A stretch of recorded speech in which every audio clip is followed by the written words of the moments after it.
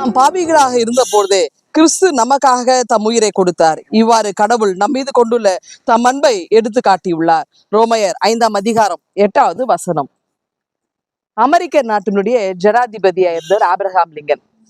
இவர் பாத்தீங்கன்னா இந்த நியூ ஓர்லைன்ஸ் இந்த பகுதியில இந்த கருப்பு இனத்தவர்கள் அல்லது நீக்ரோக்கள் அப்படின்னு சொல்லக்கூடியவங்களே அந்த இனத்தாருடைய அந்த அடிமை நிலை வாழ்வு இவர் ரொம்ப பாதிச்சுது.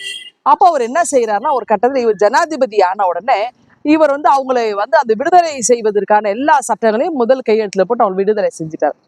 இப்போ என்ன ஆயிடுச்சுன்னா, ஒரு கட்டத்துல ஆபிரகாம் லிங்கன் மரித்து போறாரு இல்லையா? மரித்து போன பிறகு அவருடைய மரண அடக்கத்துக்கு வந்த ஒரு நீக்ரோ இனத்தின் தாய் தன் மகனை தோள் மீது சுமந்து அவருடைய அந்த சவ பெட்டியை காட்டி சொல்றாங்க, பார் மகனே பார், உனக்காக எனக்காக நம் இனத்துக்காக அநியாயமாய் ஒருவர் மரித்து இருக்கிறார் அப்படின்னு சொல்லலாம். பாருங்க, இது ஒரு சின்ன நிகழ்வு தான். ஆனால் ஒரு இனத்தினுடைய விடுதலைக்காக ஒருவர் அநியாயமாய் மரித்தார். இப்போ உலகம் அனைத்தும் இருக்கிற ஒட்டுமொத்தமான மக்களுடைய வாழ்விலை விடுதலை கொடுப்பதற்காக, மீட்பை கொடுப்பதற்காக, பாவத்திலிருந்து அவங்களை வெளியில கொண்டு வருவதற்காக கடவுள் தம்முடைய ஒரே மகனை நமக்காக கொடுத்தார். அந்த கடவுள் அவருடைய அன்பை நம் மீது பொழிந்தருளினார். இப்போ அவருடைய மரணத்தினாலே, இயேசுவினுடைய மரணத்தினாலே, அவருடைய ரத்தம் சிந்ததினாலே நாம் எல்லாரும் மீட்கப்படுகிறார்கள். அதான் நிசான் மாதம் 14ஆம் தேதி இந்த பஸ்கா விழா ஆரம்பிக்கப்படுகிறது. மாலை 6 மணியிலிருந்து மறுநாள் மாலை 6 மணி வரையிலும். ஆனால் இயேசு கிறிஸ்து அந்த பஸ்கா விழா கொண்டாட்டத்துக்கு முன்பதாகவே அவர் மரித்து விட்டார். எல்லாவற்றுக்கும் மேல பாத்தீங்கன்னா, அந்த 18 மணி நேரம் அந்த சிலுவை பாடுகள் எவ்வளவு வேதனை, அந்த நிந்தைகள் எல்லாம் நமக்காக ஆண்டவர் அந்த சிலுவைகளை சுமந்து கொல்கதா மலைக்கு செல்கிறார். கடைசி வரையிலும் ஆண்டவர் நமக்கு கற்றுக் கொடுத்து கொண்டே இருக்கிறார். அவர் நினைத்திருந்தால் இந்த சிலுவை மரணத்திலிருந்து அவர் வெளியில வந்திருக்கலாம். ஆனால் அவர் அப்படி செய்யவில்லை. கடவுளுடைய அந்த சித்தத்திற்கு, தன்னுடைய சந்தையினுடைய சித்தத்துக்கு அவர் தன்னை கையளித்தார், ஒப்பு கொடுத்தார். இதுதான் தன்னுடைய மரணத்தின் வழியாய்தான் உலக மக்கள் மீட்கப்பட வேண்டும் என்று சொல்லி ஆண்டவர் அதை சுமந்தார். இப்ப அதுல பாத்தீங்கன்னா, அதாவது யூதாஸ் காட்டி கொடுப்பதற்கு முன்பதாகவே இவர் எதிர்கொண்டு போய் யாரை தேடுகிறேன்னு சொல்லி தானாக அங்கே ஒப்புரவாங்க கொடுக்க தன்னை கையளிக்கின்றார்.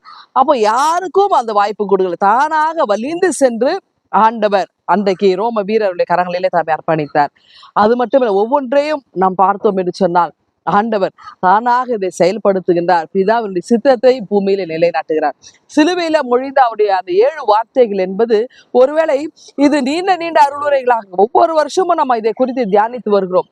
நிறைய விஷயங்கள் நமக்கு அது புதிராகவே இருக்கிறது. ஆண்டவர் எவ்வளவு பெரிய மறை உண்மைகளை நமக்கு சிலுவையில நமக்கு சொல்லி இருக்கிறார்.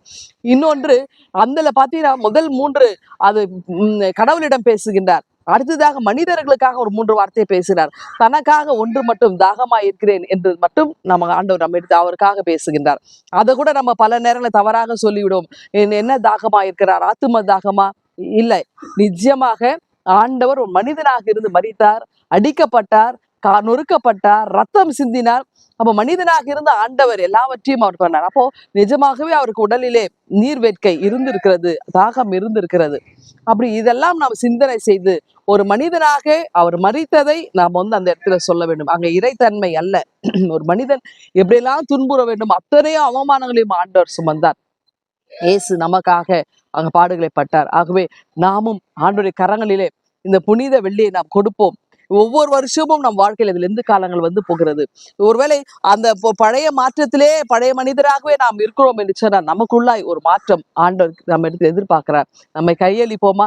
இந்த லெந்து காலத்திலே நாம் கடந்து வந்த நாம் இதனுடைய நிறைவான இந்த அருமையான இந்த புனித வெள்ளியை நாம் இயேசு நமக்காக மரித்தார் என்பதை நாம் நினைத்து நாமும் இயேசுவை போல பிறருக்காய் வாழ நம்ம அர்ப்பணிப்போமா? இந்த சிந்தனையோடு இந்த நாளை துவங்குங்கள். ஆண்டவர் உங்களை ஆசீர்வதிப்பாராக. ஆமென். எங்கள் அன்பின் ஆண்டவரே, புனித வெள்ளி அனுசரித்து வருகிற நாங்கள் உங்களுடைய வார்த்தைகளை தியானிக்கிறோம். ஒவ்வொன்றின் வழியாக நீர் எங்களோடு இடைப்பட்டு பேசும். நீர் ஜெபிக்கிறோம் எங்கள் அன்பின் கடவுளே. ஆமென்.